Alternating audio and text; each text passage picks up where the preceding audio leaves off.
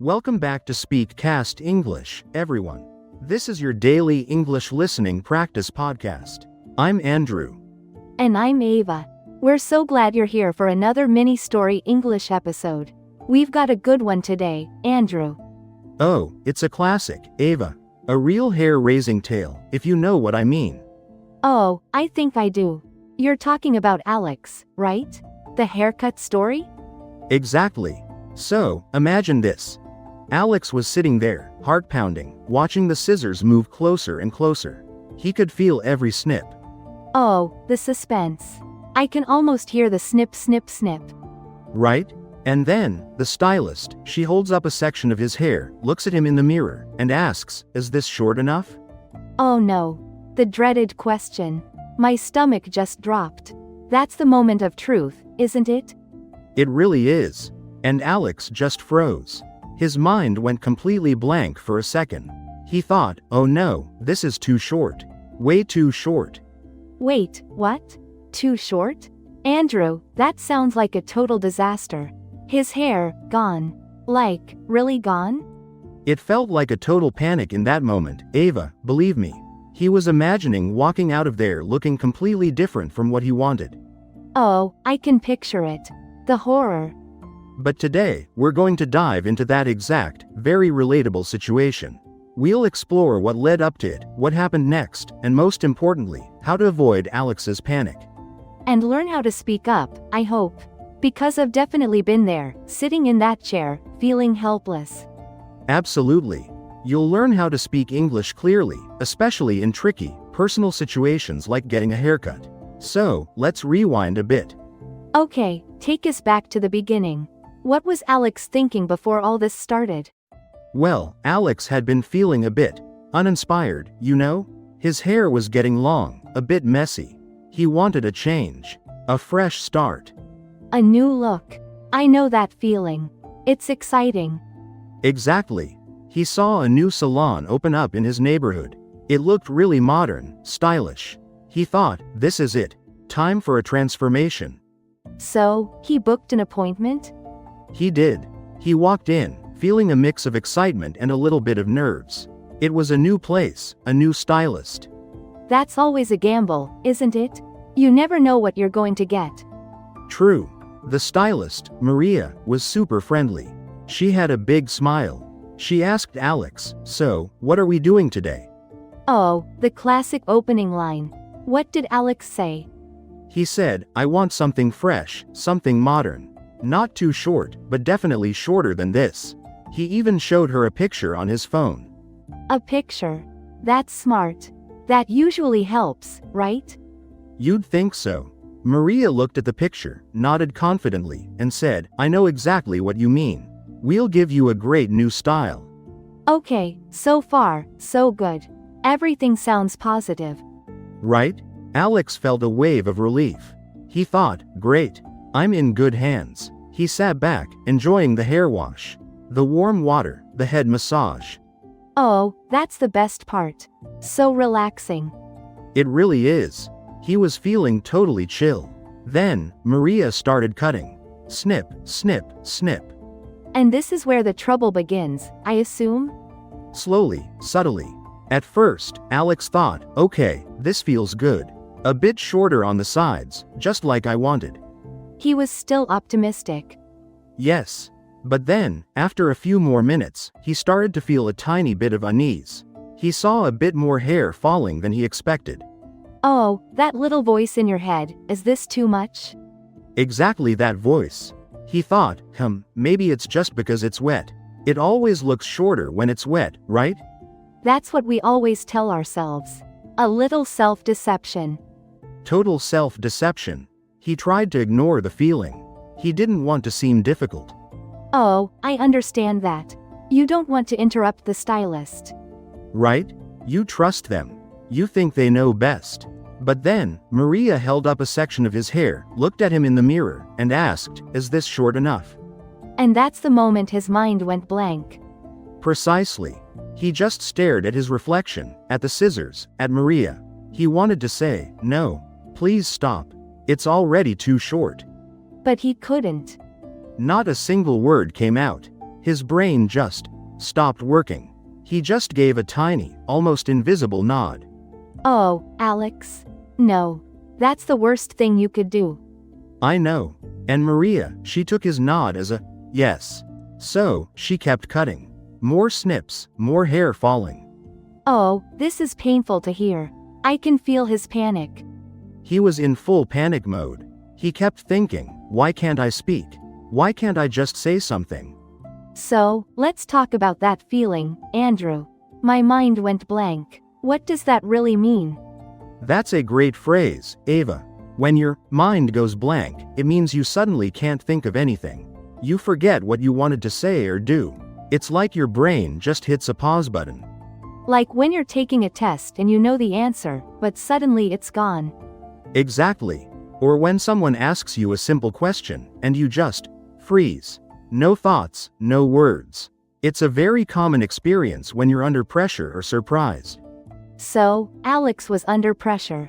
He felt surprised by the question. Absolutely. He was caught off guard. He knew he should say something, but his brain just couldn't form the words. Can you give us another example of, my mind went blank? Sure. Imagine you're giving a presentation, and suddenly you forget the next slide. You might say, oh no, my mind just went blank for a second. Or if you're trying to remember someone's name. I know her name. It's right on the tip of my tongue, but my mind went blank. Perfect examples. It's that temporary inability to recall or process information.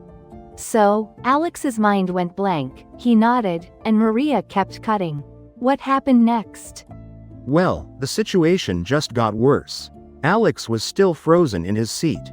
He could hear the scissors, feel the hair falling. He was watching his new look disappear, piece by piece.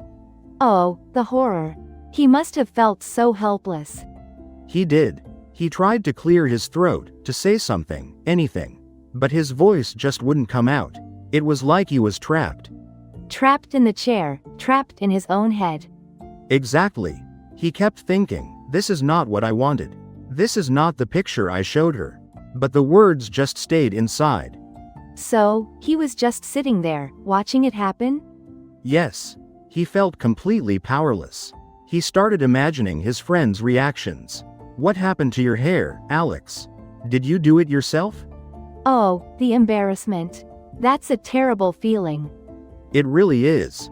He felt like he was losing control of the situation. And that brings us to our second phrase, Ava.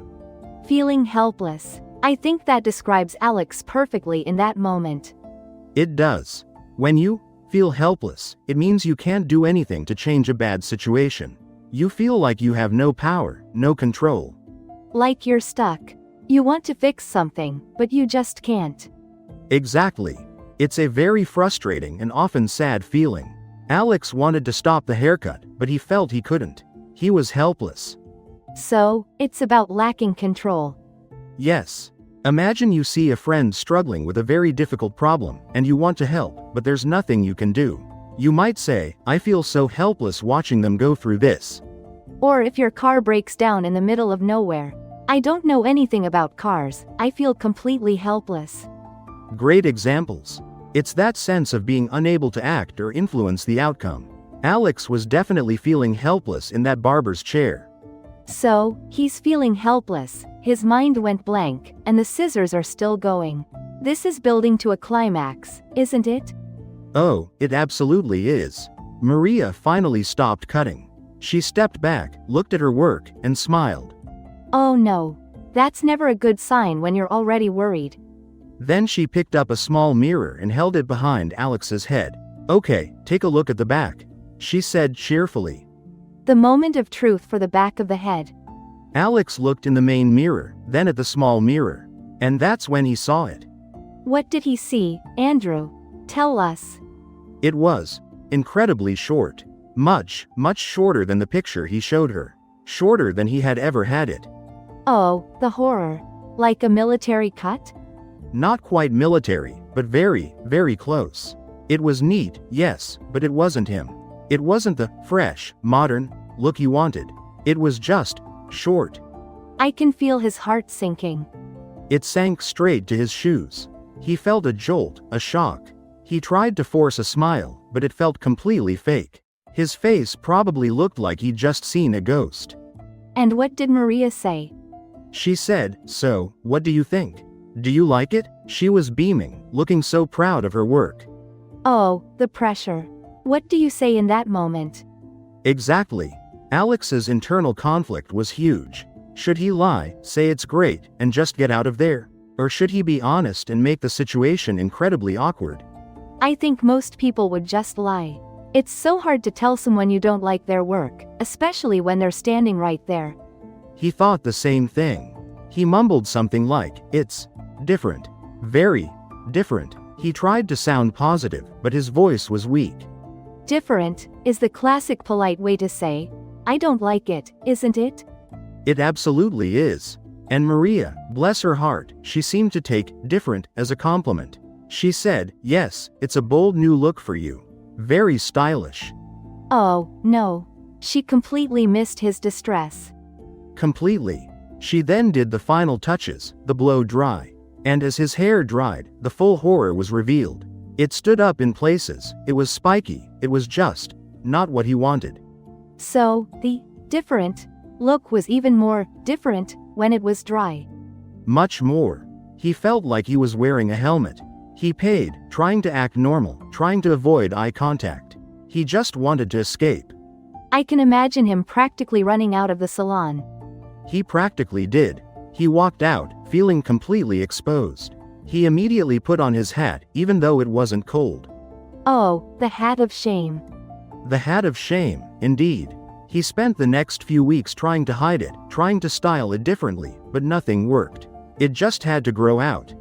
So, what did he learn from this whole ordeal? Besides never going to that salon again? He learned a very important lesson, Ava. He learned that he needed to speak up. Ah, our third phrase. And a very important one. Yes. To speak up means to say what you think or feel, especially when it's difficult or when you need to express an opinion or concern. So, it's about finding your voice. Exactly. Alex realized that if he had just spoken up when Maria first asked, "Is this short enough?" he could have avoided the whole disaster. It's hard to do, though, especially if you're shy or worried about being rude. It is hard. But it's so important for clear communication, especially in situations where your personal preferences matter. Can you give us some examples of how to speak up politely? Of course. Instead of just nodding, Alex could have said, "Actually, I think that might be a little too short for what I had in mind." Or, could we just take a tiny bit more off, but not too much? Perfect. Or, if he was really worried, "I'm feeling a bit nervous about how short it's getting. Could we pause for a moment?" Those are great. They're polite but clear.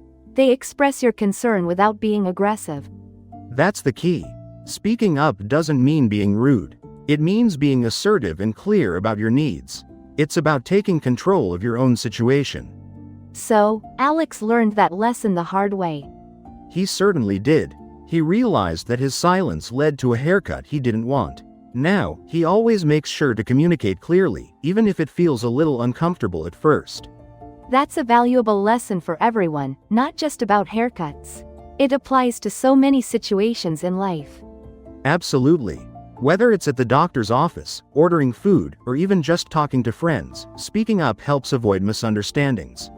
So, Alex eventually got his hair back, I hope? Oh, yes. It grew back, slowly but surely. And he found a new stylist who he communicates with very well. He even jokes about his military phase now. That's good. At least he can laugh about it now. He can. And he's much better at expressing himself. So, those 3 phrases we talked about today are really useful for everyday English. They really are. My mind went blank, feeling helpless, and speak up. Now, for our shadowing moment. This is where you, our listeners, can practice your pronunciation and intonation. Listen carefully to Andrew, then repeat after him. Try to match his rhythm and sound. Our phrase today is, "I need to speak up." I need to speak up. Great. Now, your turn. Listen and repeat. I need to speak up.